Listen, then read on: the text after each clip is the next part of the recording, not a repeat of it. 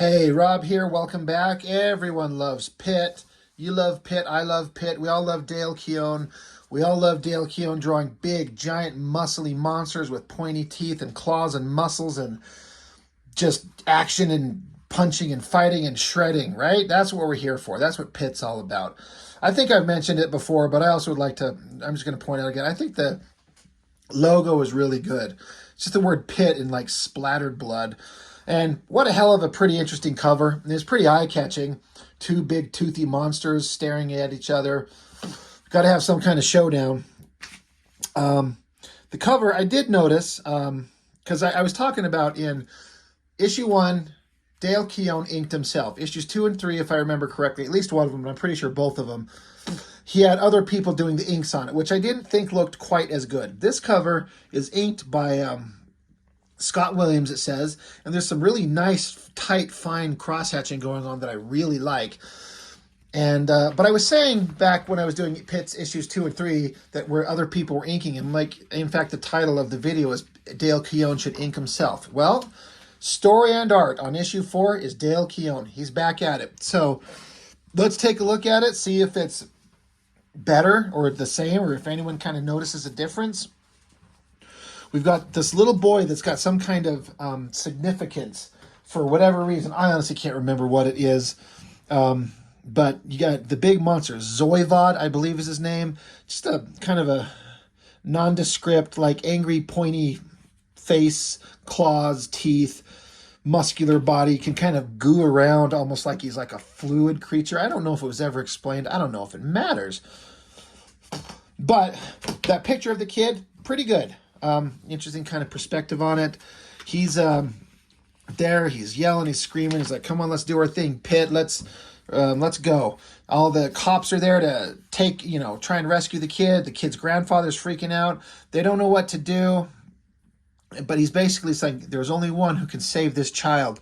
It's Pitt. Where is he? He wants him. You got Pitt in the background there behind the cops. And he's like, oh, he's talking about me. I bet you the next one's a double-page spread. You bet your ass it's a double-page spread. I got to turn the book on its side. This is Dale Keown's favorite thing to do, and this is our favorite thing for Dale Keown to do. Drawn his main character in a big, awesome, just monstrously cool shot.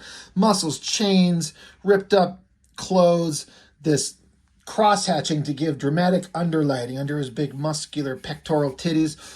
Big angry face. I think this big shot of his full body looks awesome. I like this face a little bit better. It feels kind of three-dimensional with the folds in the skin and the teeth and everything like that. It's just really good. He really knows what he's doing.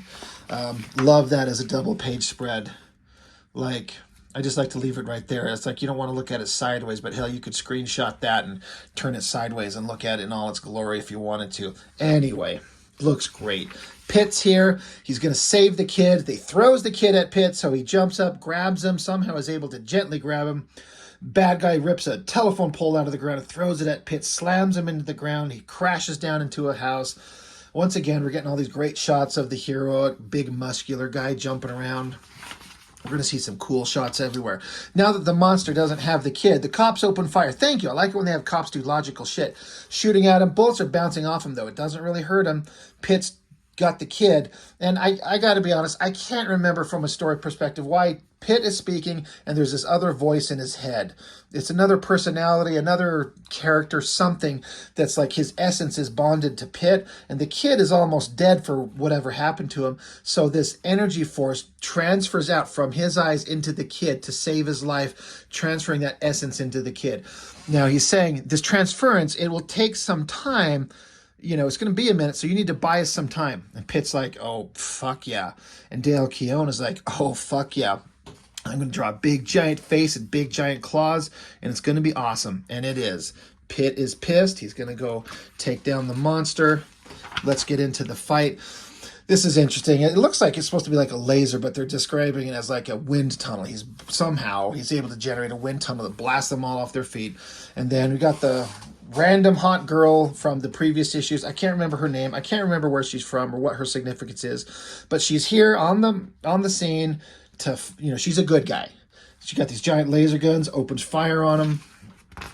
pretty good shot, but all of this stuff is going to be pretty pale in comparison to the awesome stuff that Keown's doing with his main character.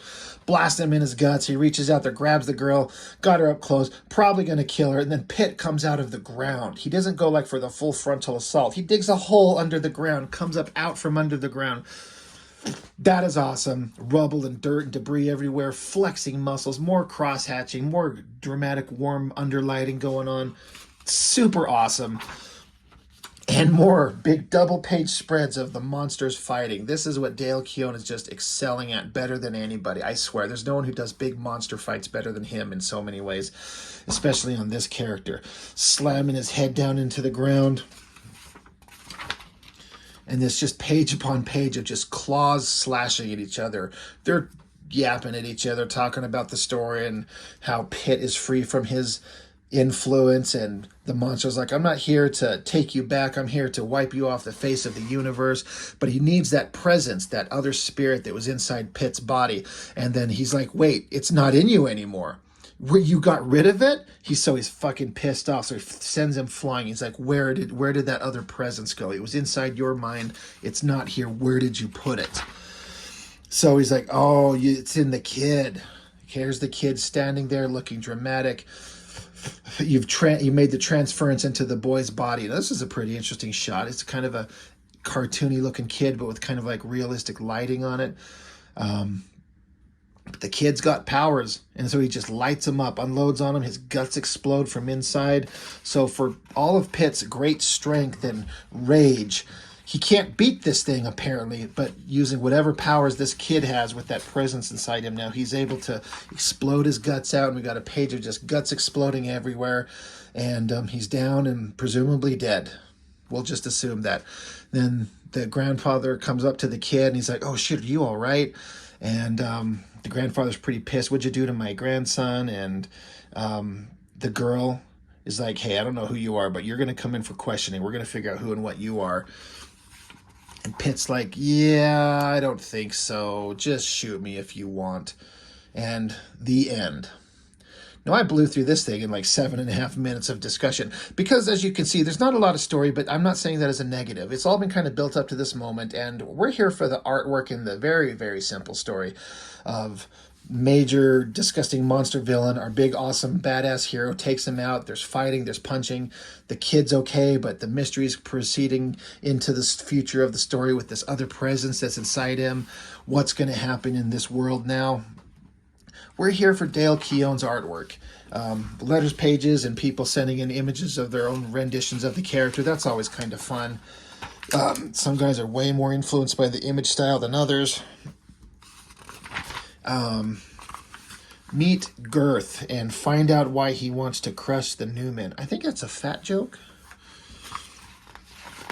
Pretty obvious.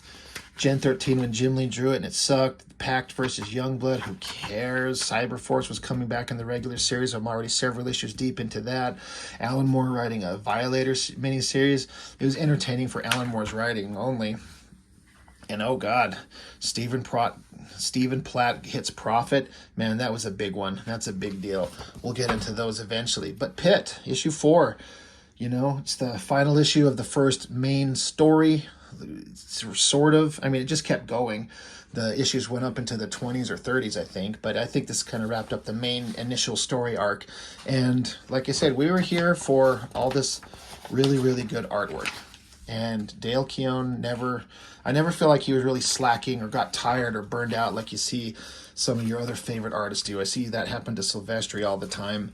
And, but I don't know. He was just bringing it. He seemed like he was having a good time on this, and it shows. He's drawing the kind of book he's always wanted to, and I think it looks great. So, again, not much to say about it. Just a bunch of fighting and punching and claws and blood and guts, but that's why we're here. So, that's it. That's all I got. PITT number 4. Fun comic. We'll definitely be looking at the rest of them as we go, and so that's everything for now. Thanks. I'll see you next time.